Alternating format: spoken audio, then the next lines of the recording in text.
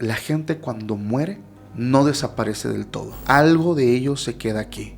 Llámale como quieras, alma, espíritu, esencia, energía, como tú le quieras decir, pero algo se queda aquí. Hay una cruz adelante de nosotros, una crucecita en la carretera, damos una vuelta, hay un letrero de precaución, pero adelante del letrero hay una persona parado en medio de la nada, en medio de la oscuridad de madrugada, parado. Cuando nos ve parado, nada más como que tantito se mueve, identificamos que este hombre tenía casco, un casco amarillo, un chaleco como de estos reflejantes, de estos que son como naranjas, Sí. y como un cono de los que ponen en la carretera. Fuimos al lugar, conocí el nombre de la persona y resulta que este era un trabajador. Se encargaba de poner los conos para que tuvieran precaución, y él, mientras estaba colocando un cono, había cerca una curva, venía un vehículo a alta velocidad.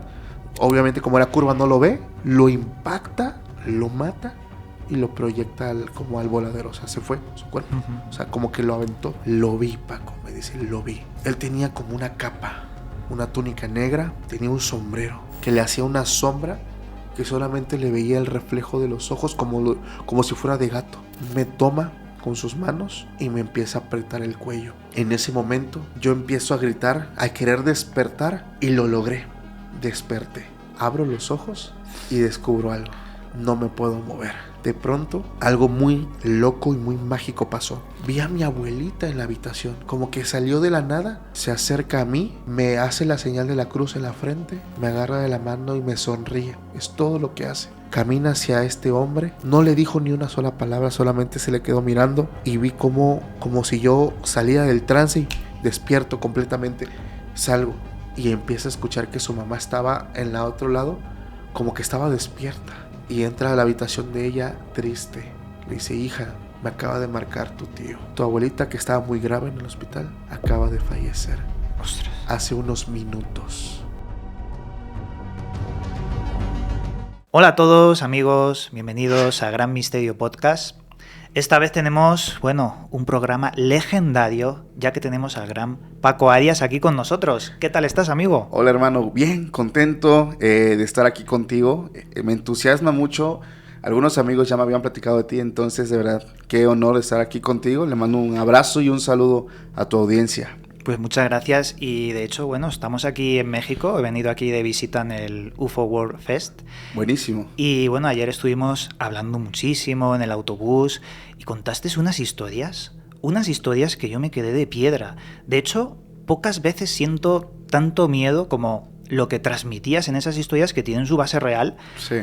Y yo creo que es importantísimo que puedas transmitirnos la moraleja o lo que hay detrás de ello, porque claro, al final hay indicios de brujería en algunas de estas historias. Pero antes de empezar todo esto, Paco, cuéntanos, ¿cuál es tu proyecto? Aunque yo sé que es muy conocido.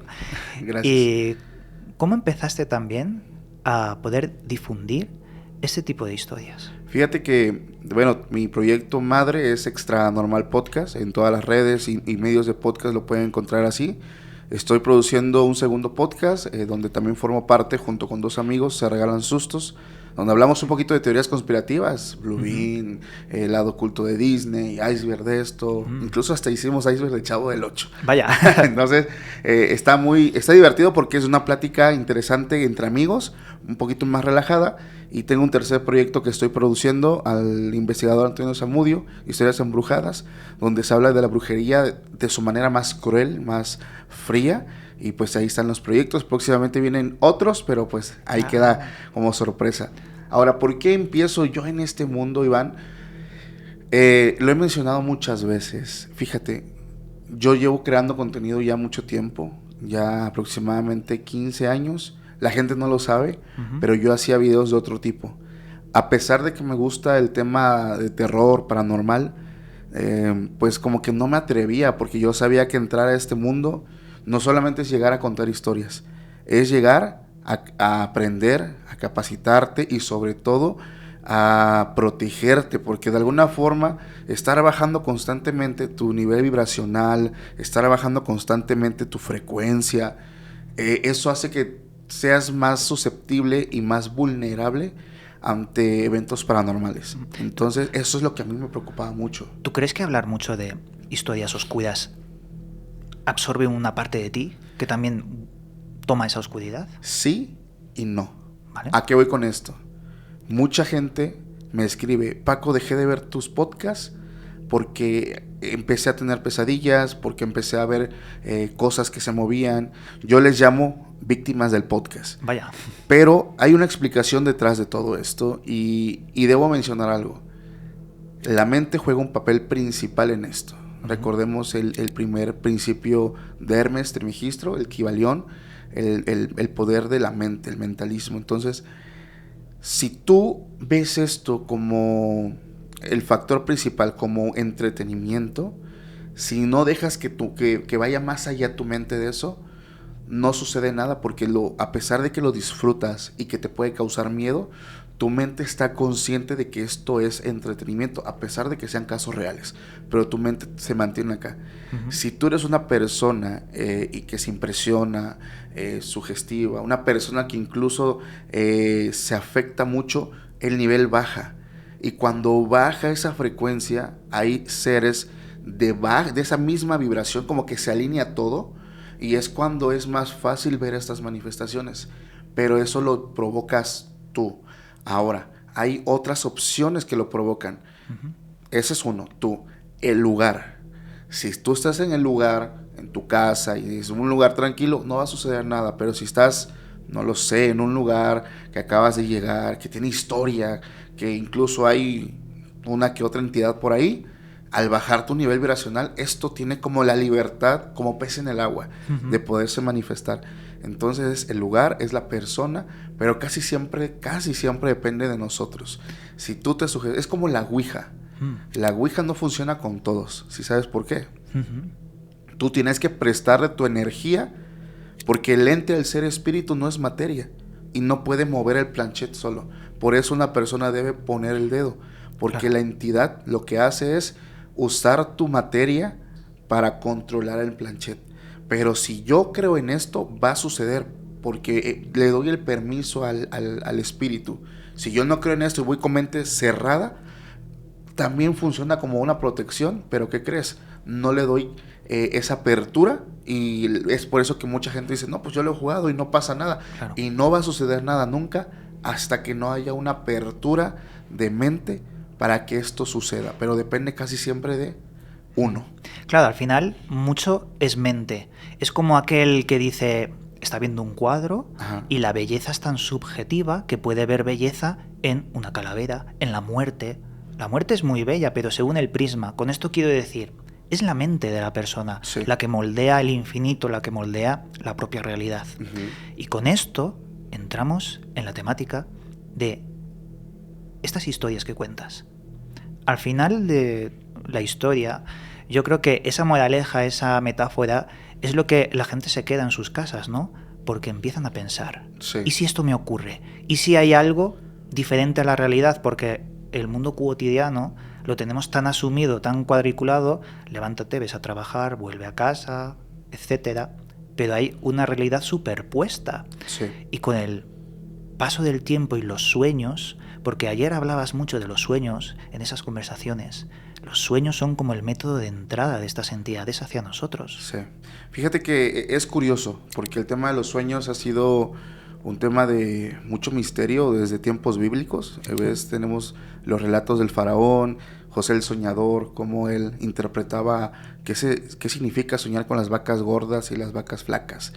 Pero al paso de los años se le han dado diversas interpretaciones a los sueños. Vistazos al futuro, premoniciones, simplemente nada, porque debo decirlo, a veces un sueño es producto de tu subconsciente y ya. Claro. Pero muchas veces los sueños tienen algo que tú lo acabas de comentar, nos conectan con la otra realidad, en el astral, donde podemos ver cosas impresionantes. Fíjate que te quiero contar una anécdota que tenía mucho tiempo que no cuento, vale, que me comparte una persona. Hay una mujer que vive en casa de su mamá. Esta mujer tiene hoy 34 años, pero en ese entonces tenía unos 18. Esta mujer, te voy a describir, es importante describir el contexto. Su casa está en medio de un gran terreno lleno de árboles. Ella constantemente veía una sombra y una ocasión tuvo un sueño muy, muy raro, porque ella dice que está soñando. Para ella, al principio lo vio como un sueño. Yo me veo en la sala de mi casa, en la sala ahí, y volteo y veo todo oscuro, como si realmente yo me hubiera levantado. Claro. En ese momento empiezo yo a caminar, veo el reloj y el reloj marcaba la 1:40 de la mañana. No eran como las 3, como siempre la historia, ¿no? Dice, yo empecé a caminar, pero yo me sentía rara, me dice, no, o sea, era algo muy lúcido, pero no me sentía como despierta al 100%. No sabía cómo interpretarlo. En ese momento ella tenía la costumbre siempre de levantarse a tomar agua, asomarse hacia afuera. No sé por qué, pero siempre lo hacía. Esa vez que lo hace, ya no vio la sombra, vio algo peor. Ostras. Cuando ella abre la ventana y abre la puerta, porque ella se cuenta que la puerta tiene como una ventana, la abre y ve que en la oscuridad hay como un lobo, un perro muy grande, como lobo negro, que se escondía entre los árboles, pero como que la acechaba. Y ella dice, ¿qué es eso? O sea, jamás lo he visto, nunca lo he visto. En ese momento que ella empezó a pensar, quiso cerrar la puerta completamente por seguridad, y como si fuera una película, este ser o este lobo ya estaba cerquita, o sea, ya estaba sobre la puerta.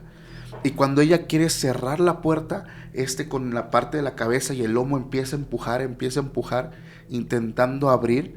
Pero ella dice, es que esto tenía mucha fuerza, o sea, no es como un perro, o sea, no, tenía demasiada fuerza y yo estaba poniendo todo mi peso y toda mi fuerza para cerrarla y no podía. En ese momento, ella supo que iba a perder, suelta la puerta y sale corriendo a su habitación. Ella dormía con su mamá. Abre la puerta y cuando entra, ve a su mamá dormida y ve a ella dormida. Ostras, ¿cómo puede ser? O sea, se ve a ella misma dormida y a su mamá dormida. En todo momento estaba fuera del cuerpo. Estaba fuera del cuerpo y ella no lo sabía. Cuando ella ve eso, perdió unos segundos al intentar entender qué está pasando, pero esta cosa ya estaba dentro. Y ella dejó la puerta de su habitación abierta. Cuando escucha el ruido de que está muy cerca, nuevamente intenta cerrarla, pero en esta ocasión como que este ser cambia de forma de perro a hombre y ve cómo pone su mano para evitar que cierre la puerta. En ese momento ella empieza nuevamente a forcejear, pero este hombre tenía demasiada fuerza, muchísima fuerza, y ella dice, no voy a poder. Va a entrar y ella sabía que le quería hacer un daño.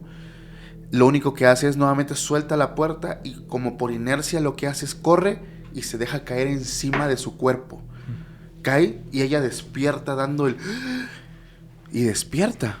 Pero no, ella no sabe qué está pasando. Se despierta todo normal, su mamá dormida, pero su mamá está como orando. Su mamá está dormida, pero está como orándole a Dios. Y ella despierta a su mamá y su mamá se levanta y le dice, hija, tuve un sueño muy feo. Vi un hombre aquí adentro. Vi un hombre vestido completamente de negro. Tenía un sombrero. Vi que entró. Vi que se paró a un lado y me empezó a mirar. Y después se fue a tu lado y te empezó a mirar. O sea, imagínate la gran similitud de las cosas. O sea, evidentemente después de esto se sobreentiende que no fue un sueño. Realmente ella tuvo un desprendimiento. Estuvo en el astral. Y posiblemente se encontró con muchas de estas cosas que se mueven en ese plano. Mucha gente piensa que hacer viajes astrales es bonito porque vuelas, porque te mueves a la velocidad de tus pensamientos, pero en ese plano también te vas a encontrar con aquello que está oculto y que muchas veces te puede causar pesadillas. Esta historia es muy interesante porque tiene elementos dentro de los arquetipos de Jung. Sí. Carl Gustav Jung era un psicoanalista que él descubrió la teoría de los arquetipos, es decir, todos cuando vamos a dormir en nuestro subconsciente se proyectan unos símbolos que vienen desde los tiempos de las cavernas, símbolos como el miedo a la oscuridad, el miedo a la serpiente, el símbolo del perro o chacal o lobo, es el símbolo que nos habla de que la persona encierra secretos o que tiene miedo a un secreto. Sí. es como que el secreto viene a por él, a por ella en este caso. Claro, que esta persona esté en ese viaje astral, que esté flotando y se encuentre esos secretos que vienen a por ella, quiere decir que una parte de su psique se ha trasladado, se ha desprendido, has dicho, a nuestra realidad. Y eso es lo que yo creo, a ver si ahora me gustaría saber tu opinión, de que se queda en el ambiente, se quedan en las paredes. Las casas encantadas podría ser una parte de la mente del sufrimiento de esas personas que se han quedado aquí. El caso del perro también lo he visto, o lobo, en temáticas religiosas sobre el purgatorio. Ajá. Cuando una persona iba a morir y antes de eso los perros del infierno venían a por ella, en visiones. Okay. ¿Qué le pasó a la persona, a esta mujer? Porque acabó en malas circunstancias. No, ella constantemente sueña, y voy a decir algo que nunca había dicho. Oh. Es mi esposa. Vaya, sorpresa totalmente, Sí, no lo sí, desconocía. Nunca lo había dicho. Ella ha experimentado muchas cosas en sueños. Constantemente ella me comenta muchas cosas que ha vivido, y muchas personas, amigo, me buscan a mí y a ver, lamento mencionarlo, pero yo no soy brujo, no soy chamán, pero tengo conocimientos de chamanismo, de la brujería, por la experiencia que se ha ido adquiriendo hablando con tantas personas que tienen un alto conocimiento. Pero mucha gente, o las historias más fuertes, llegan a mí como un pedimento de ayuda, ¿sabes? No es como, Paco, te quiero contar una historia de terror. Es, Paco, necesito tu ayuda por esto y esto. Y es cuando tú conoces todo el contexto fuertísimo de cada historia, que no es, o sea, una persona que realmente ha tenido una experiencia paranormal no va a ir por el mundo contándola. Claro. O sea, son personas que viven callados, calladas, aislados, porque en un momento le intentaron platicar. ¿Y qué crees? Los tomaron a loco. Claro. Estás loco, ¿de cuál te metes? Entonces ellos se llegaron a un punto de decir, ¿qué caso tiene que yo lo cuente si la gente no me lo va a creer? Mejor me quedo callado y gano más. Y yo agradezco mucho la confianza de la gente, porque en mí ven esto y yo les creo. Y hay personas que se me acercan muchísimo, y eso, contestando la pregunta, que es aquello que se queda en las casas encantadas. Yo le digo casas malditas muchas veces, porque recuerdo mucho la película de Los Otros, que me encanta, es un clásico. Pues muchas veces sabemos, ¿no?, que cuando uno trasciende, se habla afuera, las religiones nos dicen de un cielo, un infierno, un purgatorio, reencarnación, etcétera, etcétera, etcétera. Pero realmente nadie tiene la certeza. Nadie que esté en este momento presente regresó como de algo, y te puede mencionar que incluso los que sí han regresado de la muerte, es importante, tienen un sesgo de creencia. Tú tienes un sesgo de creencia y yo tengo uno. Pues una persona con un sesgo de creencia, cuando esté en ese último momento, su mente es quien le va a hacer muchas veces creer que vio algo y viene. Entonces es muy complicado tener una certeza. Lo que sí sabemos, en base al estudio que se ha realizado y en base a la investigación, no de una, de miles de historias, es que la gente cuando muere no desaparece del todo. Algo de ellos se queda aquí. Llámale como quieras, alma, espíritu, esencia, energía, como tú le quieras decir, pero algo se queda aquí. Por alguna razón no trasciende al más allá, o a la luz, o donde quieran ustedes verlo, como que se quedan. Y estas personas, inclusive hablando con paleros, santeros, trabajan con muertos. Los muertos son quienes son sus protectores, sus guías. O sea, como que estas personas se quedan aquí a seguir queriendo imposiblemente vivir una vida humana que ya no es, porque eso es lo que quieren, por eso es que no se van.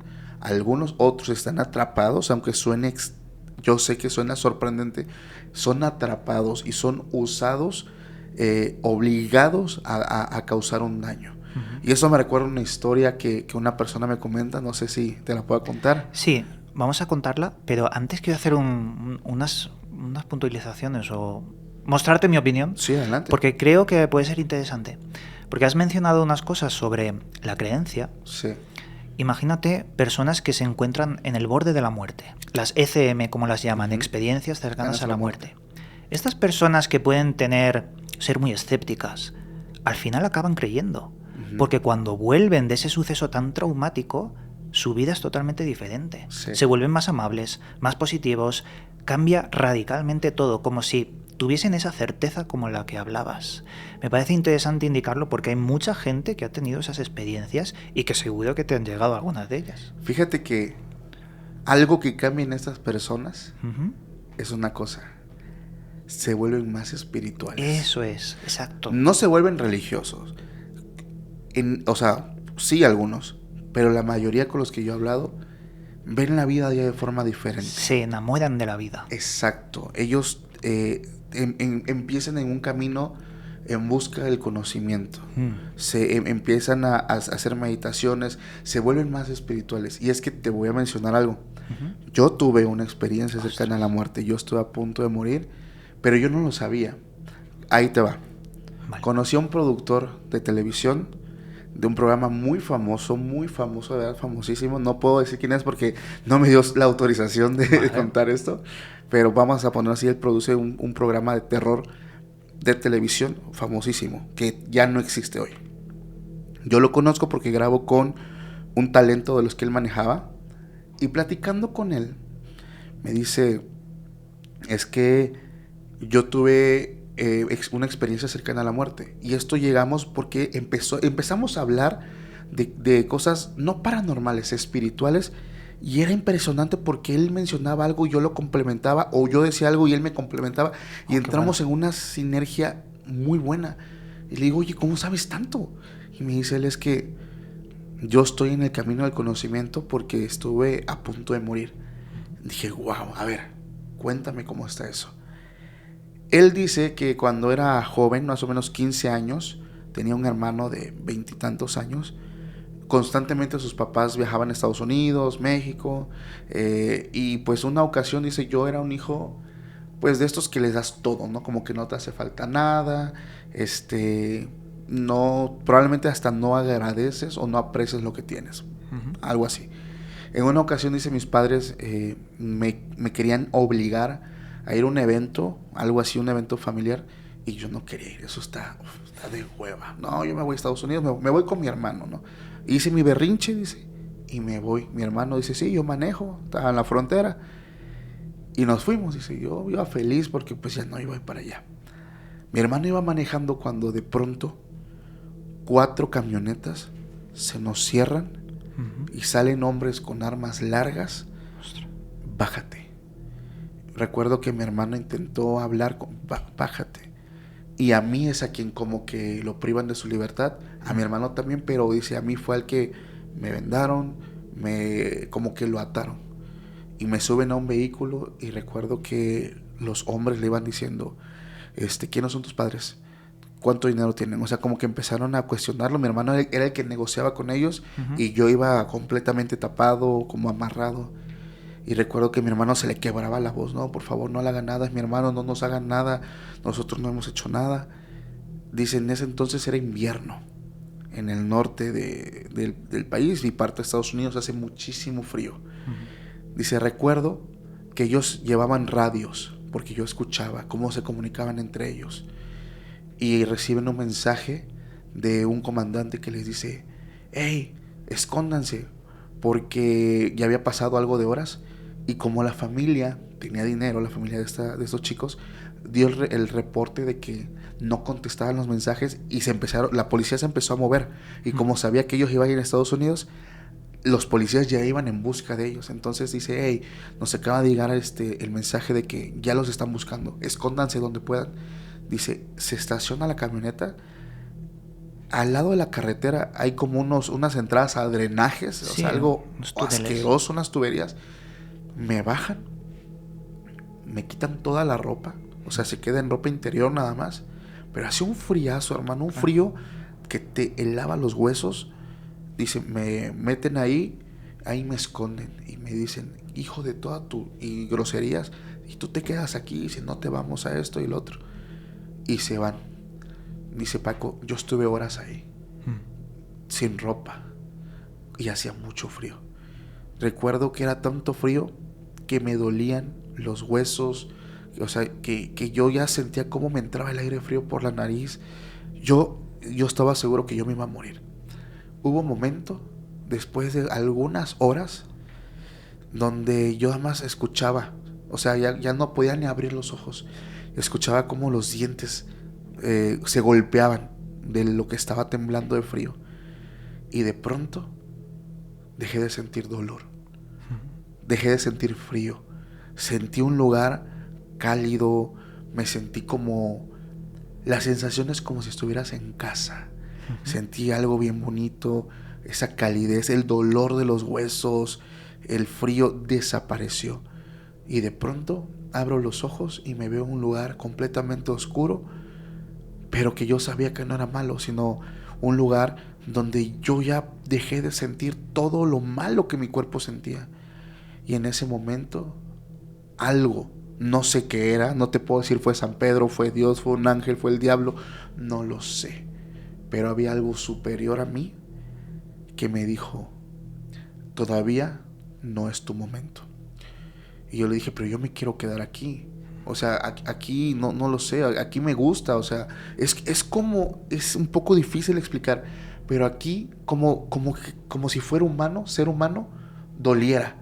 O sea, como aquí es como ya me quité todo el disfraz, aquí puedo ser yo aquí. Dice, sí, pero no, todavía no es tu momento. Y en ese momento pensé en mis padres, que estaban preocupados, todo porque no quise ir por ellos. Pensé en mi hermano, qué le iba a pasar, si también iba a pasar por esto. O sea, empecé a pensar en muchas cosas y le dije, sí, tienes razón, necesito regresar. Y cuando regreso dice, siente, pero quiero que presten atención a esta sensación. Haz de cuenta que hay un ruido que está lejos y poco a poco se viene acercando a tu oído, y cuando está cerca como que el ruido te golpea, ¡paz! Un zumbido. Y de pronto empecé a sentir frío, empecé a sentir dolor, empecé a sentir todo lo que un humano siente. Y le estaban a él practicando, lo estaban reanimando, lo estaban tratando de revivir. Y escucha cuando uno dice, ya reaccionó. Y recuerdo que era un policía el que lo estaba haciendo.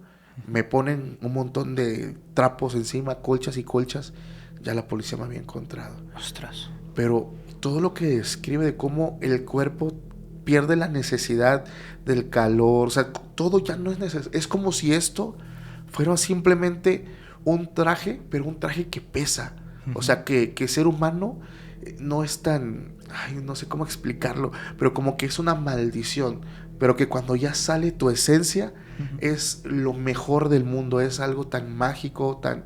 que regresa otra vez a esa carcasa, a ese envoltorio, como que duele, como que pesa, como que... Y muchas veces, por eso las historias, ¿no? Es que vi a mi papá, dice que está feliz, que está en un lugar mejor, que está en un lugar donde él no quiere regresar. La gente que llega a ese punto no quiere regresar porque experimentan algo humanamente imposible. Claro, la paz absoluta. Exacto. Es como un aparato electrónico. Tú lo apagas y el calor de los circuitos desaparece, pero lo puedes volver a encender. Sí. Y es como si volviese a la vida. Este suceso que has contado, muy traumático, realmente lo estaba viviendo mientras lo estabas desarrollando y no me puedo ni imaginar el miedo que tuviste. Bueno, eso le pasó a esa persona. Lo que yo vivo es algo similar. Yo soy de una parte de Oaxaca donde hay balnearios, Tuxtepec, tal vez algunos identifiquen. Fuimos una Semana Santa al río, algo que por muchos creyentes católicos está mal. Oye, esos días te tienes que guardar, no tienes que salir. Pero la verdad, de donde soy llegamos a más de 50 grados. Entonces hace mucho calor. Fuimos a un río y lo primero que me dicen, mira, en el río se ven como ciertas áreas donde el agua se ve turbia, se ve oscura. No es que esté sucio, pero son lugares donde está muy hondo. Ten cuidado. Yo en ese entonces tenía como 12 años, hermano. Vaya. Decían los abuelos, te entra por un oído y te sale por otro.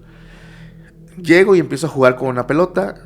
Para rápido, alguien avienta la pelota y yo me voy porque la corriente se la llevaba. Entonces empiezo a caminar rápido para alcanzar la pelota. Que me olvidé de todo lo que me habían dicho.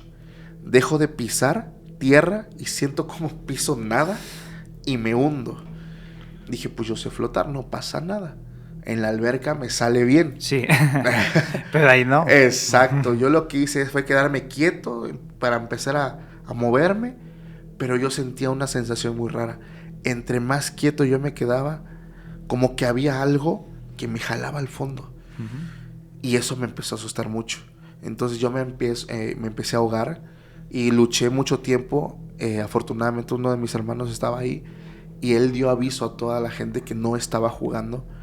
Pero experimenté algo similar a la otra historia. Cuando dejé de luchar, porque te cansas, luchar con la corriente y el agua te cansa. Simplemente dejé ir mi cuerpo, me dejé ir. Y yo sentí una paz, hermano, inmensa. Y esas ganas de querer respirar en mi cuerpo desaparecieron. Como que respirar ya no era necesario. Dejé de tener miedo y recuerdo que sentí una paz hermosa. Y recuerdo haber sonreído y dije, qué rico es aquí. Ya no quiero, o sea, ya aquí me voy a quedar. Claro, es como la experiencia que antes habías comentado del productor. Exacto. Es como el desprendimiento de la vida, pero en términos de investigación tiene nombre. Ajá. No es una ECM exactamente cuando la persona escucha palabras. Lo llaman el misterio del tercer hombre. Ok. Esto ocurre mucho cuando, ocurrió la desgracia en las Torres Gemelas. Había muchos avistamientos, personas que contaban una experiencia, que eran bomberos que estaban a punto de perder la vida, bajando las escaleras, todo derrumbándose, el fuego, y habían unas experiencias impactantes que comentaban como una voz iba guiando a uno de los bomberos para sacarlo y salvó la vida. El misterio del tercer hombre es como una voz en el último momento, ya vas a morir, pero la voz te puede guiar y salvar. Una historia de un guardia civil en España. Entra a una casa, un reporte de que había una persona que había hecho daño a otra y que tenía un arma de fuego. El hombre entra, mira por las esquinas de una habitación, no encuentra nada y cuando baja la guardia siente calor en el estómago. Mira y las tripas estaban fuera. Se le caían las tripas. Dios. Le había disparado con una escopeta recortada. Se agarra a las tripas, gira, se pone en una esquinita de la habitación y él intenta abatir al otro mientras se aguantaba las tripas. Wow. El caso es que escucha una voz. Tírate por la ventana. Se tira por la ventana y ya estaban sus compañeros. Los compañeros describen cómo el hombre cae flotando, muy lentamente. Y al tirarse por la ventana, evitó que un segundo matase a este hombre por la espalda. Claro, esto es oficial porque fueron policías. Sí. Lo contaron en varios testimonios en Cuarto Milenio, un programa español de misterios. Y allí lo contaba tan vivido y tú veías los ojos como una historia que tú dices, esta persona no está mintiendo. Claro. ¿Qué es lo que hay detrás para que una voz te guíe y te salve? Unos lo llamaban ángel de la guarda y demás, pero yo creo que el fenómeno puede tener algo de verdad. ¿Qué opinas al respecto? Fíjate que mucha gente ha tenido, ahora que lo dices, yo no conocía ese fenómeno con ese nombre, pero sí como un guía, como un cuidador, que muchos lo interpretan, como dices, como el ángel de la guarda, como Dios, o como algo que evidentemente es superior a ti, que te da las instrucciones de qué hacer y pareciera que es lo correcto, ¿no? Sí. Fíjate que retomando un poquito el punto anterior de las experiencias, porque algo que me quedó claro a partir de ese momento es que entiendes que la vida funciona de forma diferente. Y él me dice, gracias a eso, porto un collar. Me dice que es un triángulo y un cuadrado, que representa la unión del cuerpo con el espíritu. Y yo tenía una chaqueta y le digo, es esta. Y los dos traíamos puesto eso. Entonces, digo, es impresionante porque... mucha casualidad. Tú identificas cuando una persona tiene algo que te hace un poco igual a ti, que hay una conexión, pero son aquellos que hemos vivido ese tipo de cosas. Ahora, no sé qué tan explícito pueda llegar a ser, porque si hay historias, hermano, que, híjole, son muy, muy fuertes. Hay una historia, ahorita tomando un punto que estás mencionando, y te quiero yo hacerte una pregunta. Vale. ¿Tú, cuál es tu postura o qué piensas de las personas que dicen que un espíritu puede controlar cosas eléctricas o electrónicas, celulares, radios, etcétera? Es muy interesante la pregunta y te voy a contestar de una forma no típica. Ujú. Porque quizás puedes pensar lo típico que te puede decir alguien, bueno, pero investigué esto muy a fondo. En Belchite, es una ciudad que está medio en ruinas en España, fue asolada por la Guerra Civil Española, murió mucha gente y está destruida, está en ruinas. Allí se captaron psicofonías, no de voces, sino de aviones que arrojaban bombas. Wow. Claro, son totalmente reales, verídicas, y se hizo, bueno, muchísimas investigaciones y programas de televisión que debatían eso. Uno de los máximos exponentes es un investigador llamado Pedro Amorós, que es perito judicial. Él analiza para la policía audios para ver si son reales o no. Él sabe muy bien lo que hace. Es muy reconocido.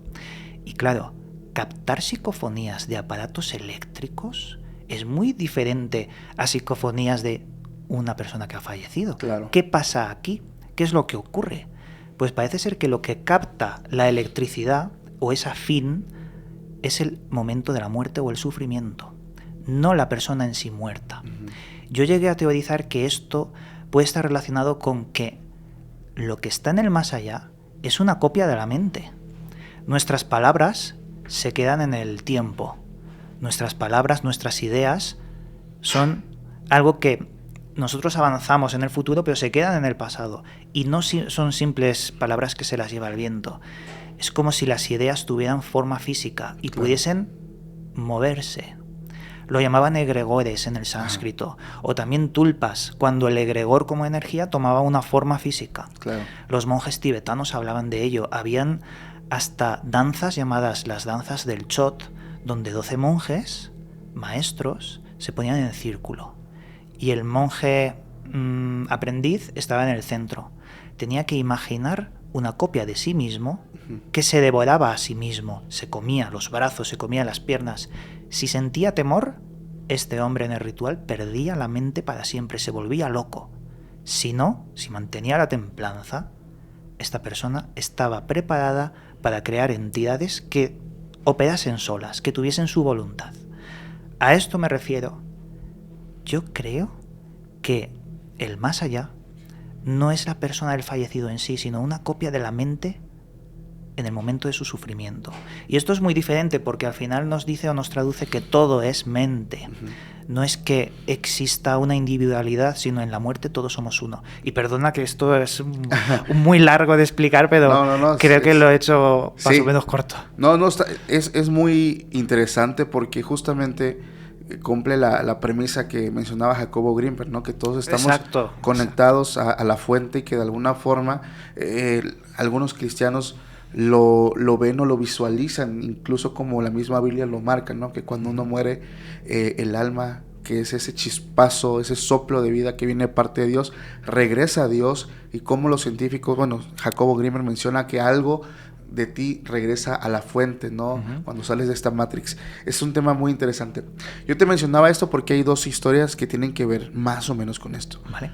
Una es una persona que es un rescatista en Estados Unidos, pero es latino. Él vive en un condado de Estados Unidos y menciona que en una ocasión hacen el llamado porque había una niña, una pequeña como de 6 años.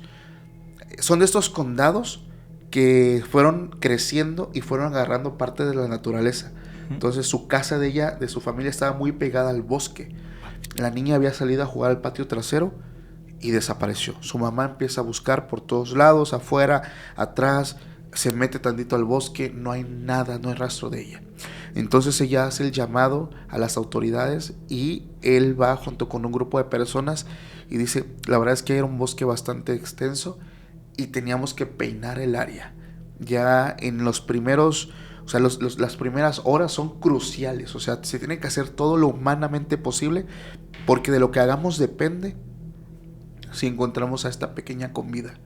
Entonces todos se alertan, empiezan a peinar el área aérea, todos también terrestres, y nosotros íbamos avanzando en el bosque, y después de un buen tramo me topé con un zapato. Doy el aviso Y efectivamente era un zapato de la niña. Entonces, pues eso a nosotros nos dio un poco de esperanza, porque la verdad es que ya teníamos un poquito más de probabilidad de encontrarla. Claro. Para eso ya me han pasado como 10 horas, imagínate, muchísimo tiempo. Ellos siguen avanzando, y ya las probabilidades van siendo muy, muy nulas, muy, muy, muy nulas. Y ya como que el zapato, pues sí fue alentador, pero no hay nada más, no hay rastro de ella. Pasan toda la noche buscando. Y antes de amanecer, todavía cuando estaba oscuro, aquí viene lo que él vive. Él dice que él escuchaba una voz que decía: ayuda, auxilio. Y cuando él escucha eso claramente, da el aviso: ¡hey! La estoy escuchando. Dice: voy a seguir el sonido. Y dice: cada vez el ruido era más nítido, más fuerte. Auxilio, aquí estoy, ayuda. Y seguía hablando. Dice: ya era un hecho, dice, pero algo que no sabía, que ahorita te lo voy a contar al final, Vale. pero había algo que no sabía en ese momento. Todos sus compañeros ven cómo él se empieza como a desviar, y todos van detrás de él diciéndole: ¿dónde vas? Es que la voz. Y todos así como sacados de onda: ¿de qué hablas, no? Y él seguía escuchando la voz, y dice: ya estaba como a 10 metros. Yo sentí que estaba en algún lugar, pero era muy confuso porque lo escuchaba como adelante, como atrás, como a mi izquierda. Era un poco confuso. Y mis compañeros me dicen: ¿qué estás haciendo? ¿Es que a poco soy el único que lo escucha o qué? Y dice: es que nosotros no oímos nada. ¿Cómo es posible? Yo estoy escuchando la voz. Y en eso vuelve a escuchar: estoy aquí. Y ahora sí dio con la dirección. Y dice: está por acá, vengan. Y en ese momento todos escucharon la voz. En ese punto fue que todos escucharon la voz. O sea que solo era en un rango de una zona específica. Sí, lo escucharon ya cuando estaban muy cerca. Todos como que dieron el aviso. Había un gran árbol y era clarísimo que la niña estaba escondida del otro lado del árbol. Y empiezan a decir: ya la estamos escuchando. Estamos muy cerca. Cuando este hombre llega, estaba la niña, pero estaba muerta. Buah. La niña tenía rastros de haber sido atacada por un animal. Por los rasgos, algunos mencionan que era como un tipo oso. La niña era imposible que haya estado gritando en ese momento, porque le faltaban muchas partes de su cuerpo. Ya tenía, según lo que me comentan las autoridades y todas las personas que están en este ámbito, mencionan que la niña ya tenía cerca de 8 horas de haber fallecido. Claro, era imposible, pero imposible. Lo escucharon. Pero lo impresionante es que solamente él la escucha, y todos escuchan hasta que ya están muy cerca, como que todos se convencen. Eso es algo que de verdad a mí me impresionó. Y dice Paco: a mí me dolió mucho, porque yo sabía, o sea, lo que él piensa es que son gritos del pasado, como ecos, que eso era lo que la niña gritaba cuando aún estaba con vida. Es un poco lo que explicábamos, ¿no? Sí. Está muy relacionado. Y pues es un evento traumático, porque imagínate, ¿no? Tener la esperanza, y él que era padre, de encontrar a una pequeña, y pues lo único que encuentra son sus restos. Ostras. Qué fuerte. La verdad es que estos son los casos que ayudan un poco a investigar el porqué. Yo me obsesiono en el porqué. Sí. ¿Por qué ocurre? Porque eso te iba a preguntar. ¿Tú crees que esos ecos de la tragedia ocurren en el rango específico al acercarse al árbol, o es una impregnación del primero que lo escucha y al decirlo los demás empiezan a escuchar? Como si fuera un repetidor de Wi-Fi. Sí. Algo así. Puede ser, ¿no? Suena loco, pero tiene el sentido si lo tomamos desde el punto de que todos estamos conectados. Si él conecta, él automáticamente es un receptor y puede enviar también la señal. Claro. Y es que los demás como que, sí, como un repetidor. Digo, el ejemplo es muy burdo, muy tonto, pero se puede entender de esa forma. Le llega la señal y él en ese momento la puede repetir y todos escuchan. Fíjate, hay otra historia, no sé si que tiene que ver con esto, que es muy triste, hermano. Vale. Esto pasa en México, pasa aquí en la frontera. Una persona me escribe porque dice que desafortunadamente había perdido su empleo. Él trabajaba en un banco como un gerente, pero él pues tenía muchas pasiones. Y dice, yo no encontraba trabajo, es del sur, como de Veracruz, más o menos. Y él tenía un cuñado, un familiar que trabajaba como camionero. Y dice, la verdad es que le iba muy bien. Vivía bien, tenía una casa bonita, un carro bonito. Y sí, dice, pero se iba y trabajaba por mucho tiempo, pero ya cuando él regresaba, se quedaba como una semana completa con su familia, y ganaba muy bien. Entonces, él me dice, fíjate que están contratando, ¿no? Hay vacantes, pero hay un detalle.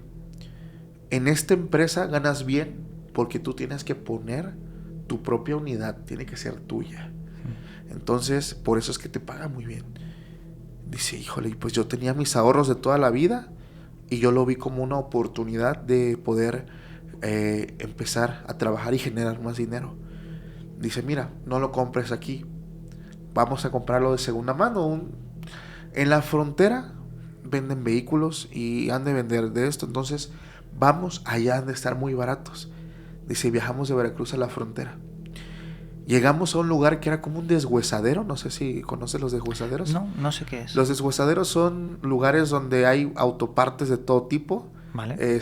Viejas, o sea, donde la gente va y si a ti te falta, no sé, tal pieza de tu carro y entre el montón de deshuesaderos. Vale, sí. Ay, no como tal hueso subado, pero así se le conoce en México los deshuesaderos. Y había tianguis de vehículos, ¿no? De estos que eran legalizados, que eran de Estados Unidos, que los pasaban a México, etcétera, etcétera.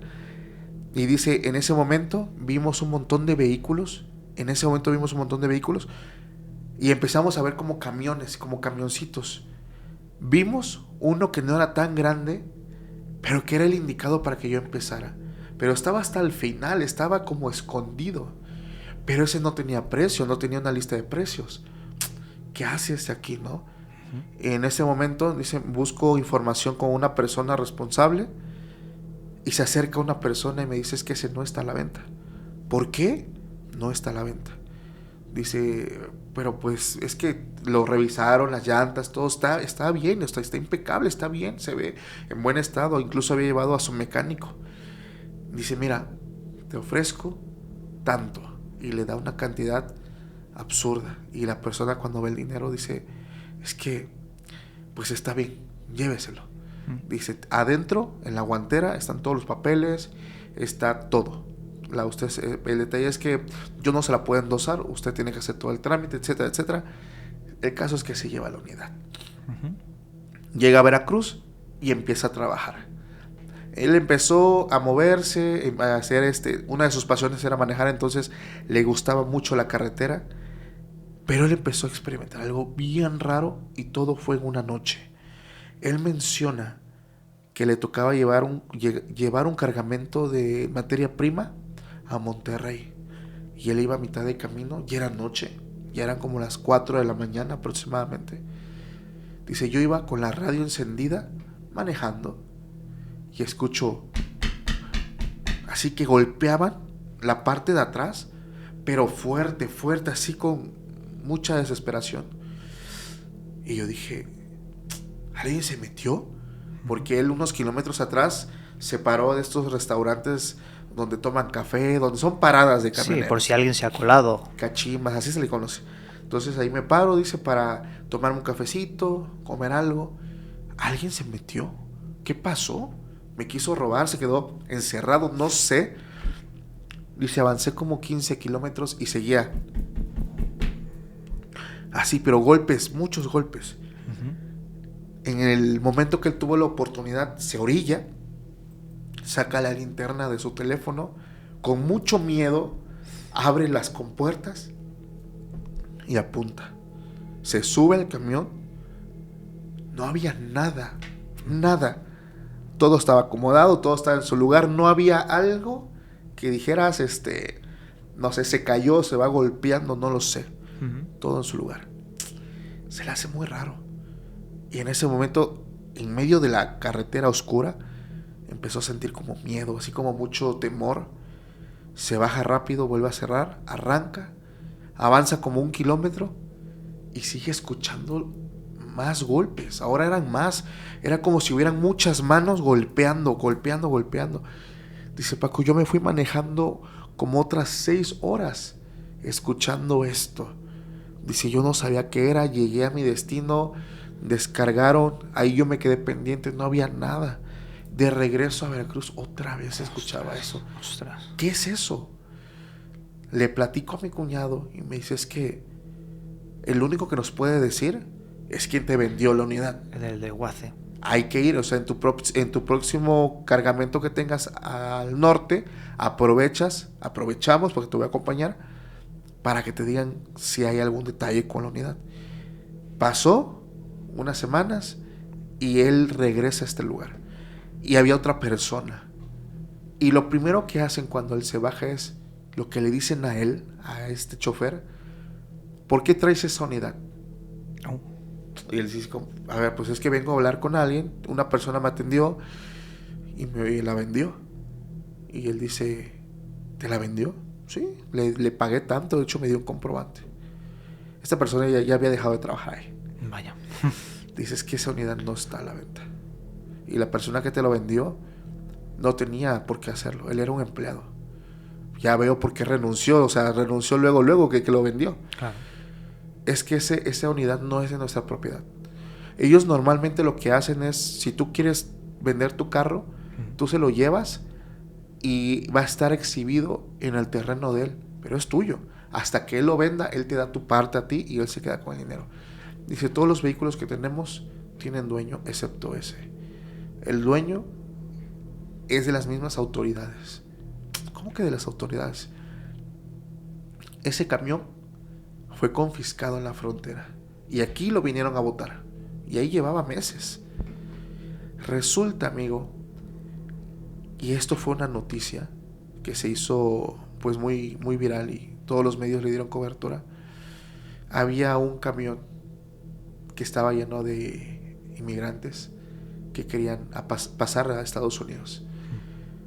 Algo sucede y ellos quedan encerrados y como 20 y tantas personas adentro mueren.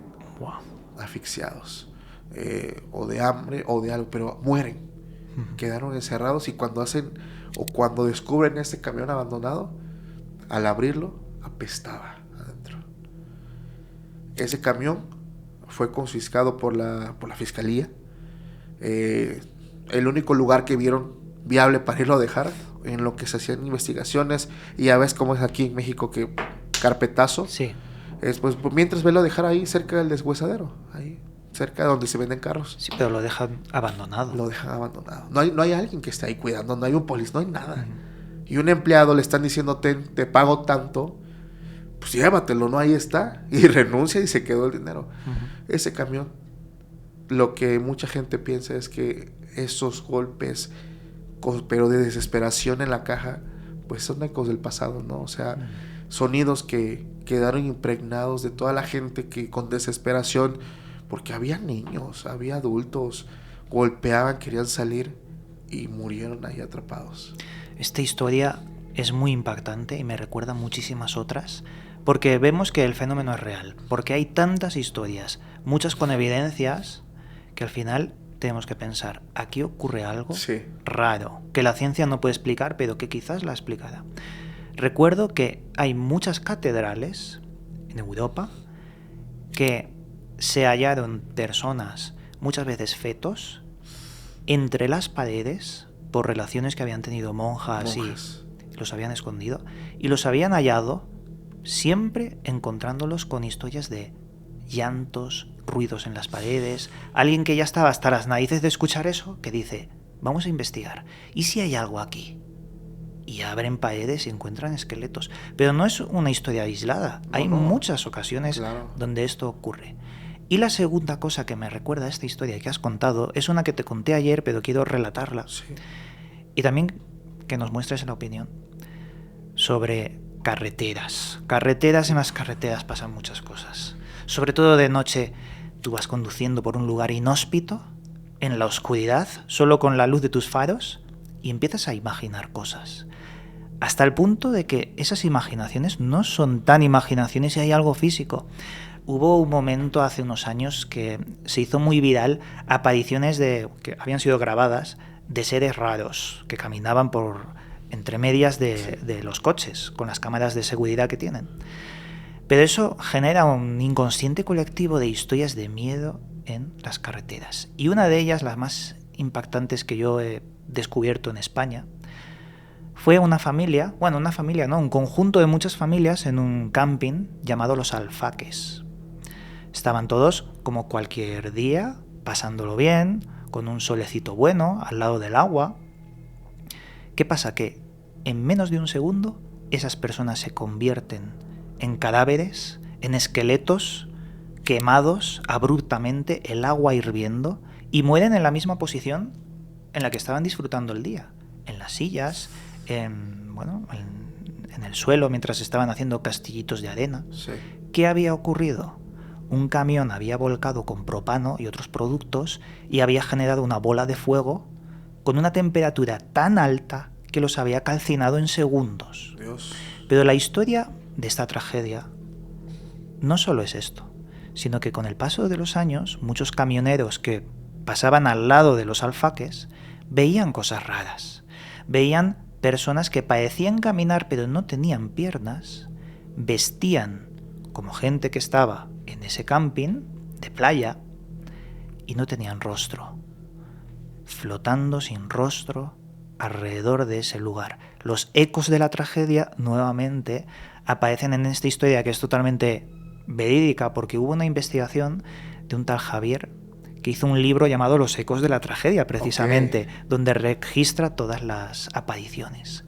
¿Qué te parece esta historia? Es impresionante y es algo que en México y en todo el mundo se vive, ¿no? Sabemos que cuando las personas están en esta parte de la agonía, en esta lucha de estar con un pie en la tierra y con otra en el mundo de los muertos, hay mucho sufrimiento, ¿no? Uh-huh. Por eso es que en muchas ocasiones, como las carreteras, donde pasan tantísimas tragedias, donde ocurren cosas impresionantes, la gente ve apariciones. Uh-huh. Yo he hablado de historias de carreteras, hermano, es impresionante, sobre todo porque yo no tengo la gran galería, o sea, yo te hablo con la verdad, yo no tengo y te digo, tengo mis evidencias, no, solamente de carreteras tengo una evidencia. Y esa se captó porque de plano, o sea, fue suerte. Uh-huh. Fue suerte. Te la voy a compartir para que la veas y te quiero compartir el contexto.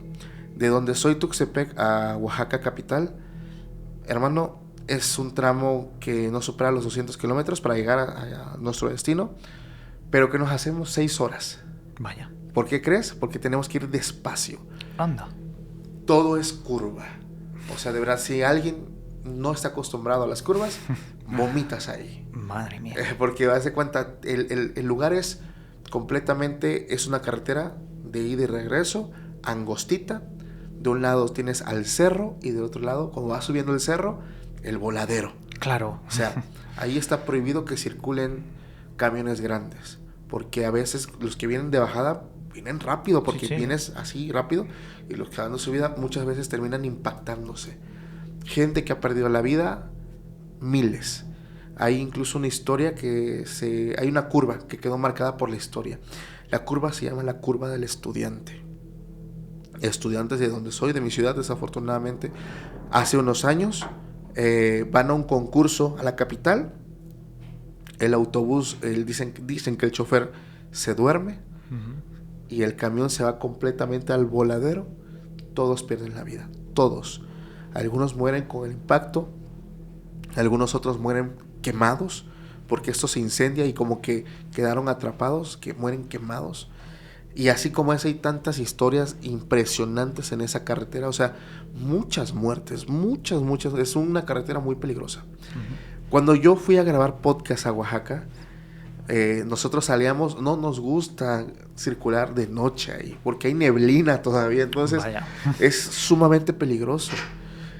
Y cuando le dije a la gente, como ya le he platicado a mi gente, a mi comunidad, tanto de esta carretera, ellos me dicen, ¿por qué no haces un podcast en la noche ahí? ¿Y te atreviste a hacerlo? O sea, dice, en la camioneta Vienes hablando historias de terror y con una cámara apuntando a la carretera. Madre mía. Y dije, Dios, nadie ha hecho un podcast grabando en una carretera peligrosa de noche. Nosotros podíamos salir al mediodía de allá para llegar a buena hora y viajar de día. Vale. Y le digo a mi producción, a ver, ¿qué hacemos? Porque la gente no lo está pidiendo. Sabemos que es peligroso. Y ellos así como de, pues lo que tú digas. Claro. Digo, vamos a quedarnos aquí 12 horas y salimos a las 12 de la noche de Oaxaca. Madre mía. Vamos a llegar como a las 6 de la mañana a Tuxtepec. Toda la noche, toda la madrugada contando historias. En ese momento fui a una tienda a comprar un sujetador para el parabrisas, para una cámara, ponerla fija a la carretera y una fija a nosotros. Claro. Salimos de esta ciudad de Oaxaca, rumbo a nuestra ciudad y empezamos a grabar. Y, hermano, ahí entendí algo que te lo voy a explicar al final. Vale. Veníamos hablando de posesiones demoníacas, veníamos hablando de infestaciones, de espíritus. El ambiente se sentía bien tenso, incluso sentíamos que cuando hablábamos de posesiones, la neblina se espesaba y como que nos cerraba el paso. Hacía frío, la carretera oscura, y empezábamos nosotros a tener miedos, así llegamos a tener miedo. Y pasamos por varios lugares, porque en esa carretera hay muchas cruces de gente que fallece y ves que ponen la crucecita ahí, ¿no? Como una especie de capillita chiquita con su cruz. Llegamos, yo terminé mareado, nunca me mareo, o sea, ya estoy acostumbrado, pero terminé mareado, el equipo se sentía mal, o sea, nos sentíamos extraños. Llegamos a nuestro destino bien, afortunadamente, no pasó nada, gracias a Dios.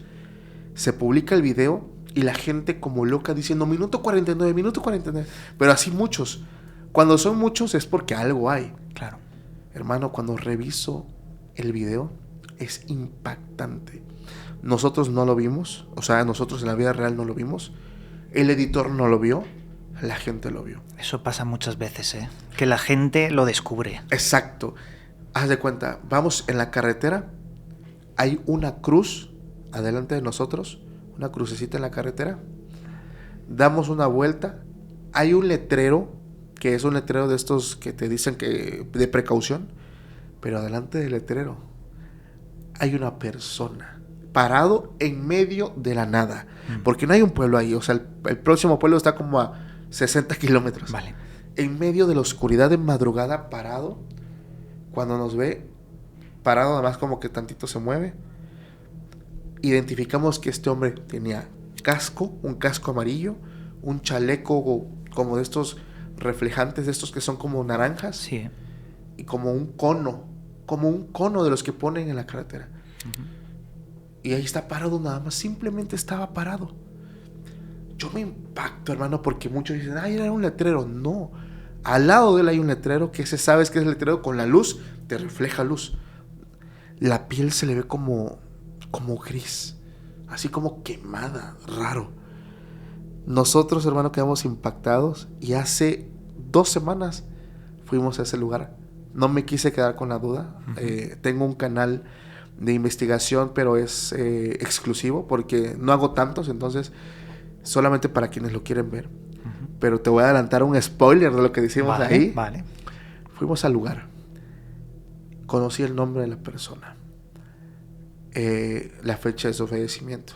Lo empecé a investigar. Pregunté con la gente del pueblo porque esto tenía muchos años. Y resulta que este era un trabajador. Esto me lo dijo la gente del pueblo más cercano, que está a varios kilómetros. Hubo un trabajador que estaban componiendo la carretera y este trabajador se encargaba de poner los conos para que tuvieran precaución, y él, mientras estaba colocando un cono, había cerca una curva, venía un vehículo a alta velocidad, obviamente como la curva no lo ve, lo impacta, lo mata y lo proyecta como al voladero, o sea, se fue su cuerpo, o sea, como que lo aventó, lo proyectó. Encontraron su cuerpo no sé qué tiempo después, ponen su cruz ahí, como lo que siempre hace la gente, pero su esencia estaba ahí y todo cumple. Era un trabajador, era un empleado, y lo peor es que era muy joven, tenía 22 años. ¿Hallasteis la cruz? La cruz. De hecho, en el contenido que subimos, grabamos la cruz y en el video de la noche se ve la cruz y se ve pues esta persona ahí, que era un jovencito, era un muchachillo, 22 años. Vale. Perdió la vida. Pero lo impresionante es cómo lo vimos, con su casco, con su chaleco, con el cono, un cono en la mano. Uh-huh. O sea, tal cual como él, lo último que estaba haciendo tenía un cono, así falleció. Que es algo que de verdad a mí me voló la cabeza. Pero fíjate cómo ha ocurrido todo. Ha ocurrido porque un día decidisteis ir. Sí. O sea, no os quedasteis en, bueno, historias del pueblo y demás, de otras cosas, sino dices, vamos a ir, Sí. a ver si ocurre algo. Yo siempre pienso que el fenómeno elige a la persona. Ajá. La persona no encuentra el fenómeno, sino que el fenómeno ya está como Así yendo es. hacia la persona. Te voy a compartir una historia que he comentado alguna vez, Ok. pero me gustaría compartírtela y a ver qué es lo que opinas al respecto. Es una historia que vivió mi hermana, de Ajá. primera mano, mi hermana, mi primo y yo. Ok. Éramos pequeños y jugábamos en un bosquecito de la casa de al lado de mi tía. Jugábamos al escondite. Ellos, a mi primo y a mi hermana les tocaba esconderse y yo les pillaba.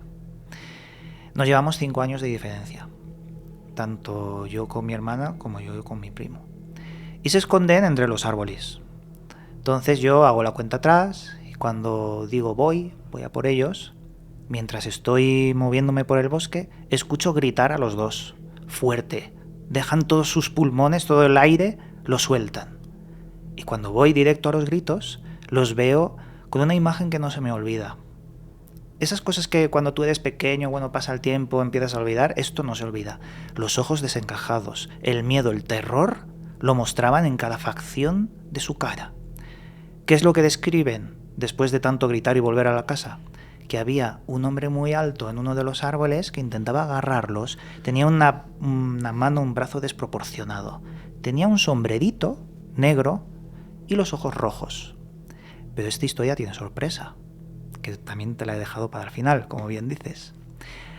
Muchos años después, mi primo le detectan no es un tumor, pero sí episodios de epilepsia constantes. Okay. Fueron controlados con medicación, pero después mi hermana tuvo un tumor, eso sí, en el hipotálamo y epilepsias muy y muy fuertes, que a día de hoy sigue teniendo, de varios tipos. ¿Qué pasa? Que empecé a tirar del hilo, porque estas dos personas con epilepsia han visto el Hatman, el hombre del sombrero. Uh-huh. Encontré un archivo de los compañeros de Milenio 3. Habían registrado más de 100 casos del hombre del sombrero y la curiosidad es que muchos tenían epilepsia o anomalías en el cerebro. Con esto no quiere decir que sean ilusiones o... Claro. No, que lo ven en grupo. Sí. ¿Qué hay con esa figura del hombre del sombrero? Pues hallé que, no en la Edad Media, pero casi, lo llamaban The Old Hag, el abrazo antiguo o algo así. Y lo diferenciaban como la imagen de una bruja, pero con un sombrero de copa. ¿Qué opinas al respecto? Fíjate que el tema en general del hombre del sombrero en México es impresionante, muy impresionante, porque no son un puñadito de personas que lo han visto, son miles de personas. Y es curioso porque se manifiesta de muchas formas. Uh-huh. Sombrero de copa, sombrero de bombín, ¿sí? Sombreros distintos.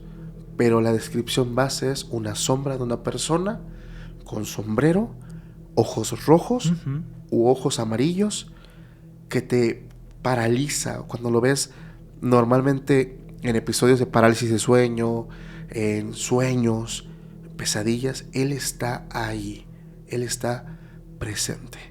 Y es impresionante porque la gente que lo ha vivido justamente mencionan tener detalles de salud. O sea, en general, yo no había llegado a la conclusión exactamente cuáles.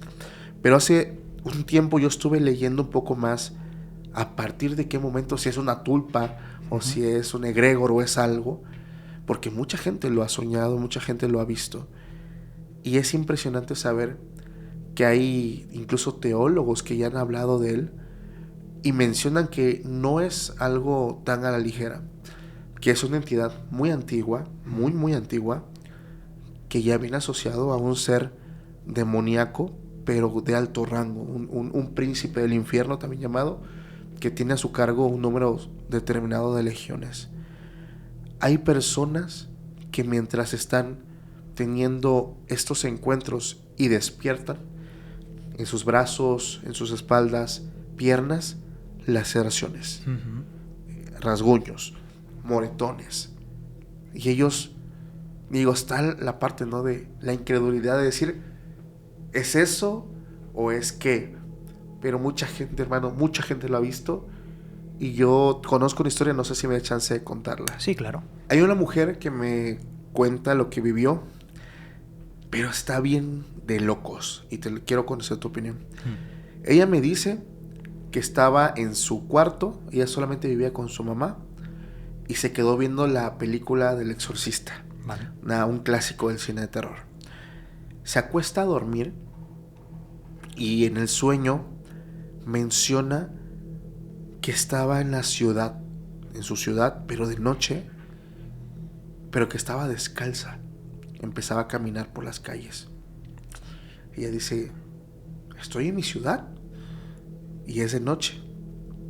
Estaba cerca de la catedral y la catedral tiene un gran reloj y marcaba una hora, las 3:24 de la mañana. Eso se le hace un poco extraño. Empieza a caminar. Y era bonito, dice, porque yo sentía que volaba. Algo mágico. De pronto empecé a sentir miedo, como que mucha neblina. Y al final de una calle vi a un sujeto. Este sujeto estaba parado mirándome. Solamente le veía la silueta y tenía un sombrero. Lo vi parado ahí. Cuando lo vi, sentí como la necesidad de correr. Me di la vuelta, dice, y empecé a caminar. Dice, porque si este es mi sueño, ¿qué hace él aquí? No forma parte de mi sueño. Ella empezó a caminar, a meterse entre las calles, entre los callejones. Y cuando volteaba, cada vez estaba más cerca de ella. Se iba acercando. Dice, no sé, o sea, parecía que no se movía, pero lo dejaba de mirar y volvía la mirada y como que avanzaba varios metros. Y pasé de caminar a correr, porque ya lo sentía muy cerca de mí. Dice, y empezaba yo a meterme entre callejones, daba vueltas, yo conocía las calles, y volteaba, y hubo un momento donde lo vi parado a 20 metros de mí, y parecía que no se movía. Hubo un momento donde yo empecé a sentir mucho miedo, y di una vuelta en una calle, y me lo topo de frente. Lo vi, Paco, me dice, lo vi. Él tenía como una capa, una túnica negra, tenía un sombrero que le hacía una sombra que solamente le veía el reflejo de los ojos como si fuera de gato. Me toma con sus manos y me empieza a apretar el cuello. En ese momento yo empiezo a gritar, a querer despertar, y lo logré. Desperté. Cuando despierto, abro los ojos y descubro algo. No me puedo mover. Veo mi habitación, veo mi ventana, veo mi tocador, veo todo, pero no me puedo mover. Dice ella, es parálisis de sueño, nunca me había pasado. Y ella dice, pues no hay problema, es un estado de la mente. Empezó a tratar de ser razonable. Entonces dice, pues no, algo sucede ahí. Pero de esto no pasaba. Y seguía sintiendo la misma sensación del sueño. Miedo. En eso, se queda mirando a su tocador, donde está su espejo. Y en el reflejo del espejo, lo veo otra vez ahí. Madre mía. Y dice, y veo cómo asoma la cabeza, y como si el espejo fuera una ventana, pasa a mi cuarto.